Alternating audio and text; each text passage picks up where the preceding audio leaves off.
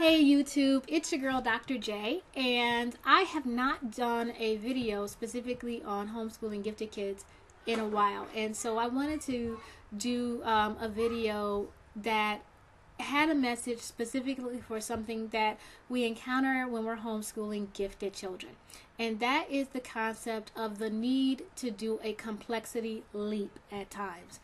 What do I mean by a complexity leap? That is, sometimes when gifted children struggle in a basic area, what they actually need to do is to be bumped up to more complexity or to what would be normally perceived as a harder concept. For instance, if your child is struggling with addition, if they are a gifted child and you know that they're a gifted child and they're struggling with addition, what is recommended is that you leap or jump or actually start to have them do multiplication, because a lot of times gifted children struggle with basic concepts because they tend to over complicate them. They tend to look for the catch. They're going, okay, I know my mom wouldn't really be asking me what's 5 plus 5, so are we dealing with positive numbers? Are we dealing with negative numbers? What's the catch? And they're so all consumed with finding the catch that they freeze or they make mistakes because they don't believe that you would really be asking them to do something that simple.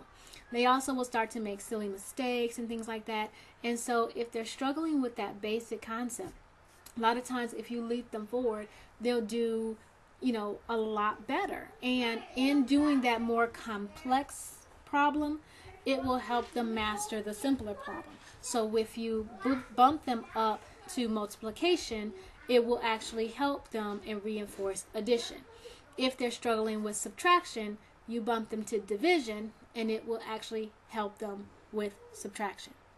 And so that's one of the things that we see with gifted kids. And a lot of times, it goes completely against what you find in traditional education, where people believe that a child has to master the simple before they move to the complex. And that's why gifted children are a whole different animal, because that's not the way you do it. A lot of times you have to go to that complex and walk it back to the simple. Another reason why you oftentimes need to jump up is because gifted kids can get very bored with grade-based information, and if things are too simple, they start to actually get bored, their mind wanders, and they start to make a lot of simple mistakes. With gifted children, they should be working just to a level of frustration. That is, you take what they know, like what you know they're comfortable with, and you want to give them things outside of that comfort level. They need to struggle and work for the answer. Okay. Even though it's going to be frustrating at first, it actually is best for them educationally, because they find comfort in thinking and they find comfort in solving problems. And so if they don't have a little bit of struggle, if they don't have to reach for it, they just get very complacent. We see this a lot in the college classroom. I have students where, they have not struggled a day in K through 12 education. They will tell you they didn't even have to read their books. They never had to do homework. They never had to study. They always got A's.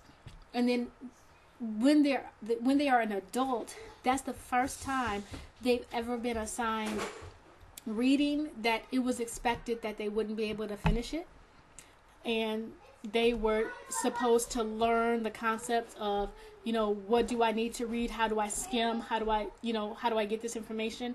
This is the first time when they were given a test that it was expected that most people would not do well on the test, and people were going to have to struggle for it. And so they tend to get overwhelmed, and they crash and burn a lot of times in college because they never learn how to struggle for the answer. They never learn how to study. They never learned how to do close reading.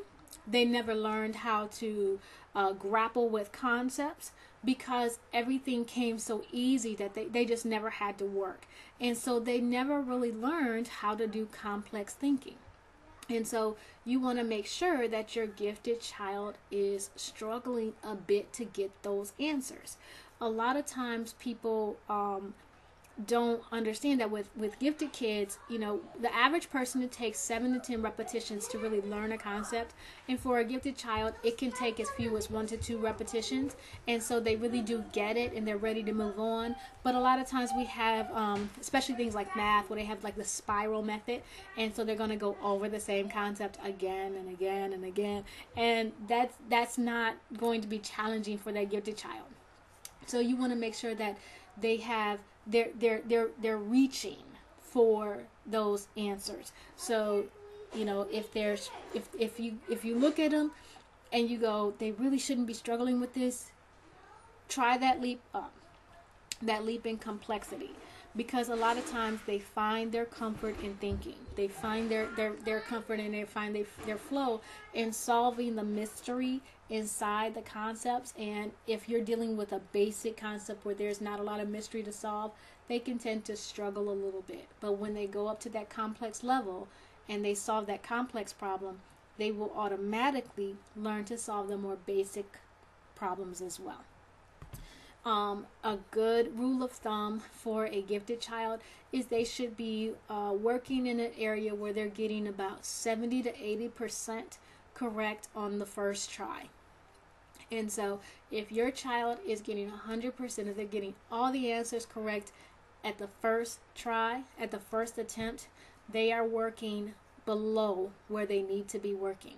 Okay, you need to bump them up. They need to be struggling a little bit more. You want to be at 70 to 80%, because also if they're working in an area and they're getting 30% right, you want to go, okay, this may be too high. Another thing that we talk about when I talk about bump up the level of complexity, it's not just for math. A lot of, it's easy to understand that concept in math, but it goes into reading and language arts, and when you're doing the sciences. I found, like with my kids are they're scientific thinkers. They just think in the sciences. So when we're doing science things, I can't just give them elementary level science. That's not going to work because it doesn't challenge them enough. And so what I tend to have to do is I sprinkle in middle school and high school science. I also use teaching company videos, which are college level videos. I'll do audiobooks that are at the college level, because it's going to kind of force that more complicated thinking in there. And then as they get that complicated thinking, they can tease out the things at the lower levels. For instance, they will still do the assignments that are elementary level, but they're putting in that information that they learn at that high school or college level. For instance, my son that's doing the ferret study, he may be doing a workbook where it one of the questions is, draw a ferret in their habitat and tell us, write a statement about, the ferret's diet. Okay, well, when he's drawing that ferret habitat, he's going to add in characteristics from that habitat, not that came from that elementary level text. He's going to add in characteristics of that habitat that came from college level text that he listened to, or he's going to add in concepts that he got from watching the black-footed ferret conservation videos that came from those particular organizations that weren't putting that information out there for little kids, but they were putting that information out there for adults. But it really caused him to really think about it, and he had to put some things in order. Sometimes with the elementary level text, they don't really go into the life cycle and that that cute prairie dog is food. So it's going to give him more truth, and he's going to be able to think about things a little bit more complexly. And so that is the type of thing he's going to add in to the work that he's doing at that third grade level. So you can leap forward in so many, not just 1 or 2 areas. You can leap forward in a lot of areas. When it comes to reading, my kids are dyslexic, and the program that they've the two programs that they've had the most success with in reading are programs that didn't start them off at just reading hat, cat, sat, mat. They're doing well in programs that have them reading, not just consonant, vowel, consonant words, but multi-syllable words and words that you don't traditionally find in child reading, because it made them think, and they had to sit back because they can guess their way through a Dr. Seuss book. So what looked like reading, it wasn't reading. It was that they were able to think about the context, and they could guess the whole book from the context. Whereas they did not start to learn how to read well until they started to be forced to read words they'd never heard of before. And so they really had to stop and read the word because it was a new word for them. Word that wasn't in our traditional vocabulary, wasn't words that are traditionally found in books that they read a lot. And so because it pushed them to learn new words, that's when their reading took off. And so now they're reading quite well, whereas before it was a lot of struggle when we were doing Bob books and Starfall and kind of those traditional scholastic learn how to read, wasn't cutting it because that complexity wasn't there. Even though that was there, even though we were dealing with a learning disability, they still needed that mental complexity for that learning disability. So that's one of the things that really tends to work well with homeschooling gifted kids. It's hard sometimes to trust the process. It's really hard, and it's hard sometimes to trust. Do I really want to bump my kid up? But also remember that bumping your kid up levels, that doesn't mean that they have to graduate early. If you don't want to send your child to college at 12 and 14 and 16 years old, you don't have to. There's tons of things that you'll be able to do. So, even though, my daughter is 6 years old and she's working at math levels 2 and 3 years beyond the grade that she's in, that doesn't mean that she has to graduate 2 or 3 years early. Okay.